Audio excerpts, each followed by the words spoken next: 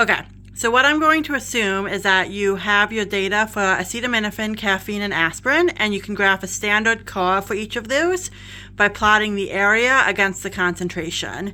And you can fit a line like I've done here. And then what I'm going to plug into that line to solve is I'm going to take the area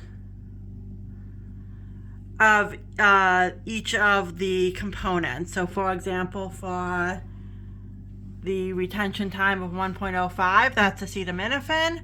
So I'm going to use this area in my equation. I'm also going to need to know the average mass of an entire pill and the mass of a sample, of the sample that I put in 100 milliliters and then diluted 1 to 10. So with all of that information, we can try and get this back pointed at my whiteboard. It was pointed at my whiteboard a minute ago. Okay, let's zoom out.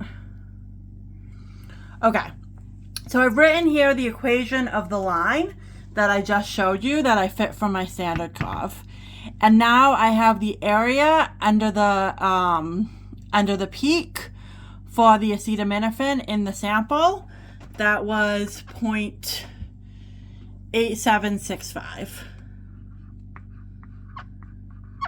That's y. It equals 7.3965x plus 0.1192.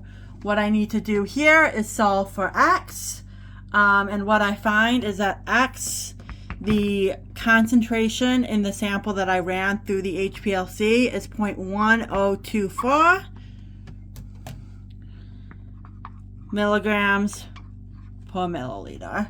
So that is the concentration that I ran through the HPLC. Recalling that I diluted the original sample 1 to 10, the original sample had a concentration of 10 times that, or 1.024 milligrams per milliliter. That original sample was 100 milliliters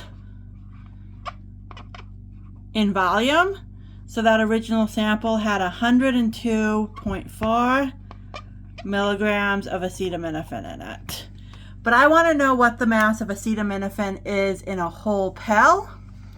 So what I'm going to do is say I had 102.4 grams of acetaminophen per 0.266 grams of the original sample times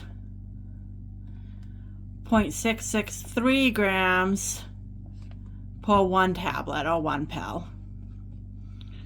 So that tells me,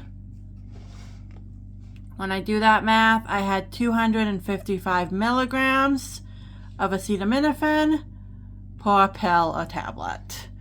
I hope this math is a little bit helpful to you as you try and do your data analysis, and good luck.